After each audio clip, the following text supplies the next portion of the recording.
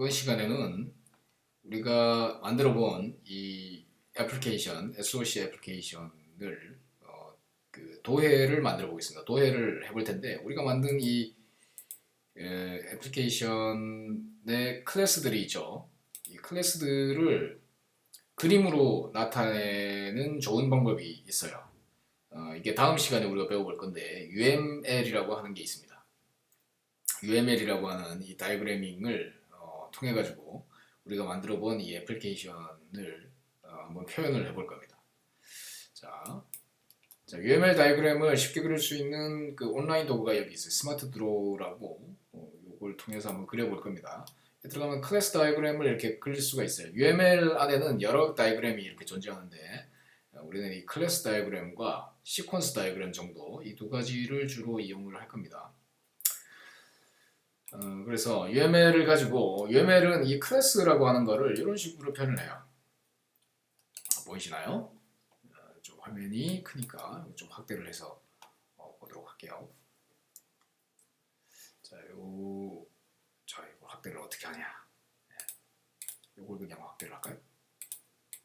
자, 클래스라고 하는 거는 이렇게 세 가지로 나뉩니다. 머리, 가슴, 배 이렇게 나뉘는데 위에 이제 클래스 네임이라는 게 있죠. 클래스 네임이라는 게 우리가 애플리케이션이라고 하는 클래스가 있었어요.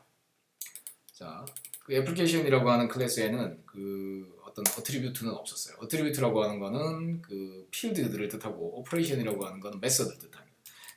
메인 애플리케이션에는 메인이라고 하는 이 메서드 하나만 있었어요.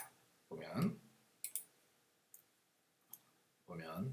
메인 애플리케이션.java 그 파일 하나만 있었죠.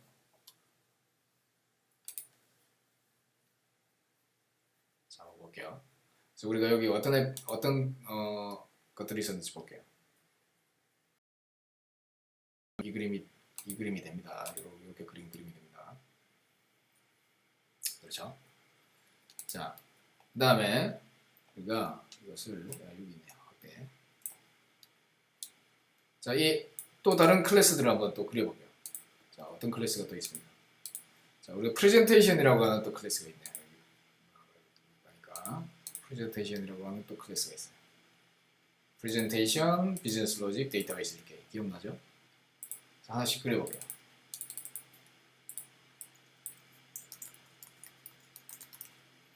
자, 프레젠테이션이라는 클래스가 있고 이 클래스가 가진 메서드가 있어요. 자, 메서드가 어떤 게 있나요? 프레젠테이션이라고 하는 그러니까 자, 여기 이 부분이 뭔가요? 이 부분이 프로퍼티 부분이죠. 프로퍼티 즉 그 필드 부분이에요. 그, 데이터 영역이다라고 할 수 있고 이 부분들이 뭔가요? 행위에 대한 부분이죠. 그 비헤이버에 대한 부분입니다. 비즈니스 로직이라고 하는 게 있으니까 비즈니스 로직이라고 하는 게 어트리뷰트예요. 이 부분이 여기로 들어가는 거죠. 자, 이렇게 자, 우리가 언어가 여러 가지 언어를 우리는 쓸 수 있기 때문에 이렇게 도식화를 해놓으면 다른 언어로 이 클래스를 구현했다 하더라도 그러니까 자바뿐만 아니라 다른 언어로 구현했다 하더라도 이렇게 표현하면 우리는 이해할 수 있는 거예요. 그리고 오퍼레이션이 있죠. 오퍼레이션 볼게요. 오퍼레이션이 두 개가 있는데 하나는 컨스트럭터예요. 컨스트럭터는 표현을 할 수도 있고 표현을 안 할 수도 있어요. 그래서 얘는 그냥 놔둘게요. 놔두고 이 두 프레젠테이션이라고 하는 것만 줄게요. 두 프레젠테이션 이것만 자, 이렇게 나타내면 이게 UML로 표현한 거예요. 자, 그 다음에 프레젠테이션에 대해 가지고 있어서 이 프레젠테이션과 이 애플리케이션 간의 관계는 어떻게 될까요? 자, 이 애플리케이션이 이 메인 함수에서 이 프레젠테이션을 만들어서 두 프레젠테이션을 호출하고 있죠. 그렇기 때문에 이 애플리케이션은 프레젠테이션을 사용한다 이렇게 볼 수 있습니다. 그래서 이 둘을 연결을 한번 지어보도록 하겠습니다. 이렇게 연결을 지었어요. 연결을 지었고 이 연결을 지었는데 이 선을 사용한다라고 하는 거를 표현할 때 여기다가 마우스를 클릭해서 use 뭐 이렇게 할 수 있어요. 자, 사용한다 그죠? 자, 근데 사용을 하는데 이 애플리케이션 입장에서 이 프레젠테이션을 사용한다. 누가 사용자는 누구고 피사용자는 누구냐. 이 표현 잘 안 되니까 여기 화살표로 나타내면 주면 좋겠네요. 이거 선택한 다음에 여기 클래스 라인 스타일이라고 나오는데 이 부분에 그러한 그 디펜던시를 이렇게 주겠습니다.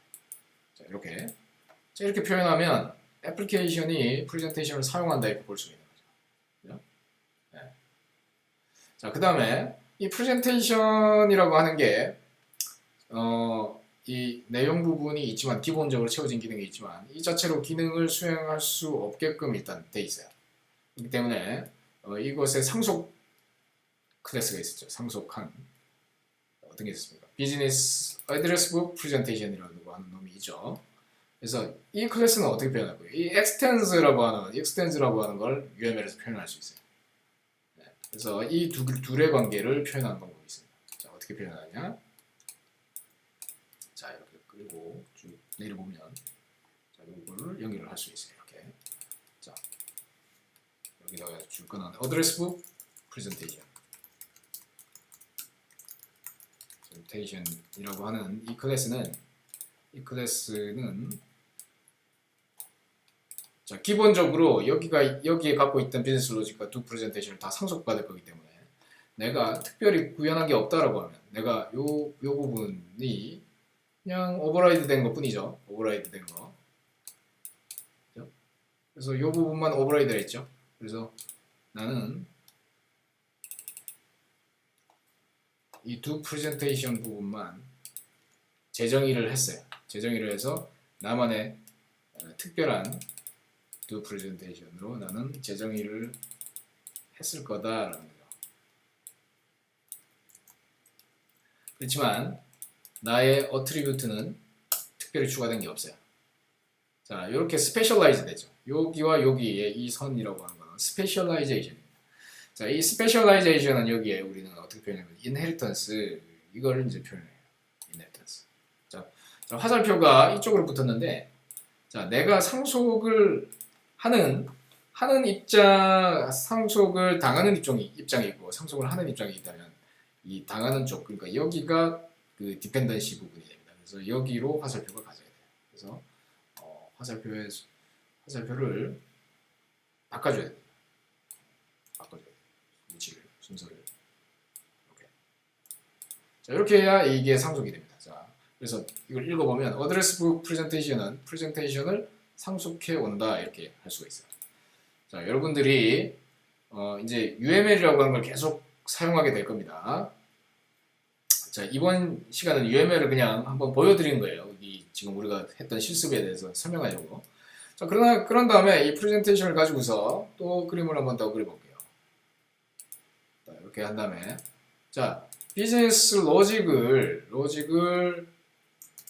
입장에서는 어떻게 될까요? 비즈니스 로직이라고 하는 클래스는 이 프레젠테이션의 입장에서는 뭐가 어떻게 될까요? 자, 비즈니스 로직이 어떻게 생겼었나요? 자, 두 비즈니스 로직이라고 하는 메서드가 있고 데이터베이스를 물고 있네요. 자, 이렇게 생겼어요.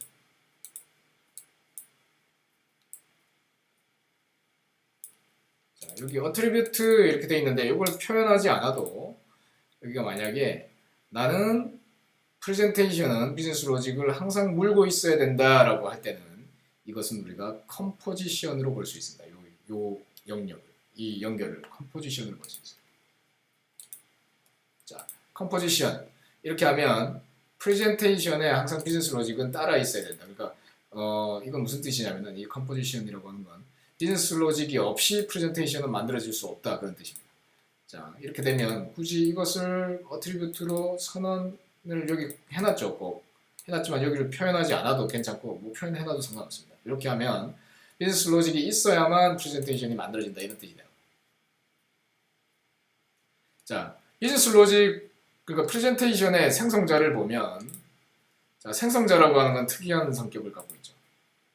자, 이 비즈니스 로직이 부여되지 않으면 프레젠테이션 자체는 생성될 수 없게끔 우리는 구현을 해놨어요. 이미 생성자라고 하는 건 이 메서드가 온전하게 이 파라미터를 받아야만 생성될 수 있게 만들어져 있어요. 물론 여기 체크를 하진 않습니다만 뭐 이런 식의 나중에 더 강력한 뭔가 로직을 넣을 수도 있어요.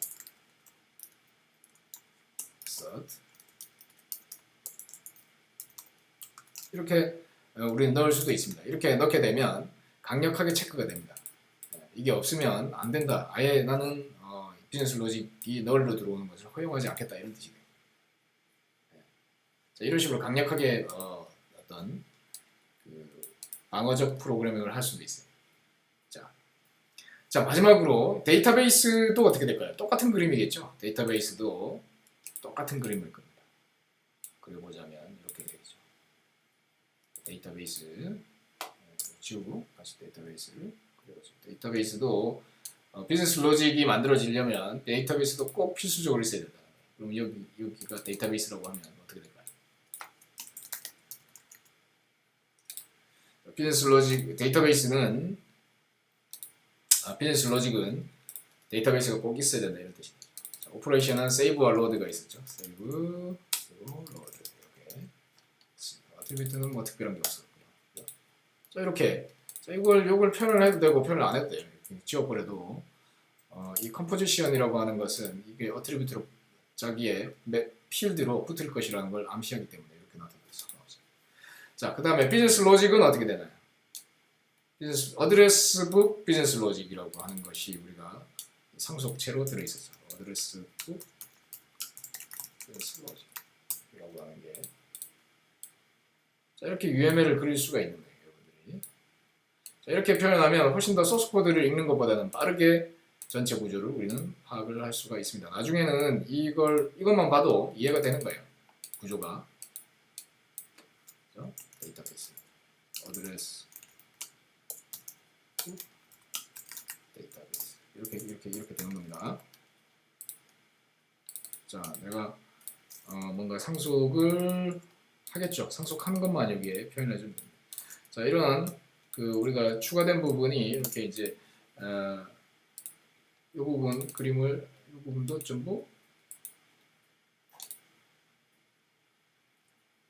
이네리턴스로 이렇게 해줘야 되겠죠. 자, 이네리턴스가 지금 화살표가 다 뒤집어서 나오는데 뒤바꿔줘야 돼요.